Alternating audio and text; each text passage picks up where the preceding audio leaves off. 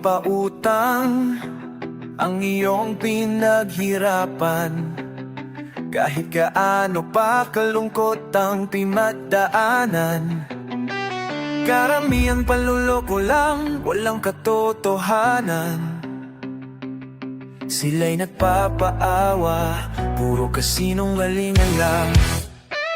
Karamihan sila ay gumagawa lang ng kwento para sila makautang at makapanloko.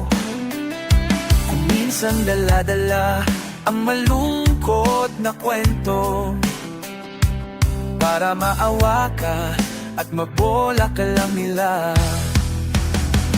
Okay lang tumulong at magpahiram ng isa o dalawang beses, pero pag sobra, inaabuso ka na nila. Itigil mo na. Pero ang totoo, inawaldas lang sa bisyo. At dahil mabait ka, may puso ka, tumulong ka. Pero kahit totoo pa yan, hindi mo responsibilidad na isalba ang buhay ng iba. Kaya sa susunod, mag-ingat para hindi mabiktima.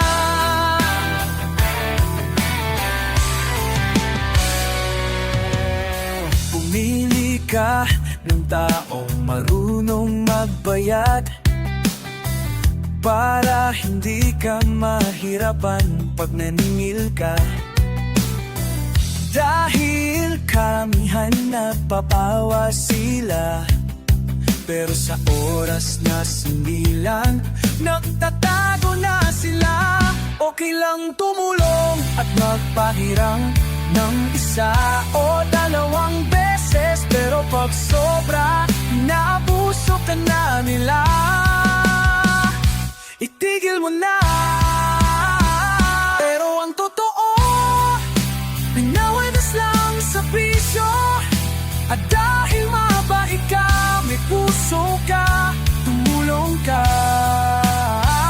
Pero kahit totoo pa yan, hindi mo responsibilidad na isalba ang buhay ng iba. Kaya sa susunod,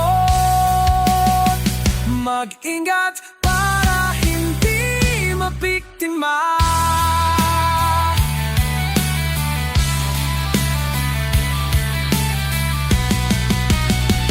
Pero ang totoo, winawaldas lang sa bisyo. At dahil mabait ka, may puso ka, tumulong ka. Pero kahit totoo pa yan, hindi mo responsibilidad na isalba ang buhay ng iba. Kaya sa susunod, mag-ingat para hindi mabiktima.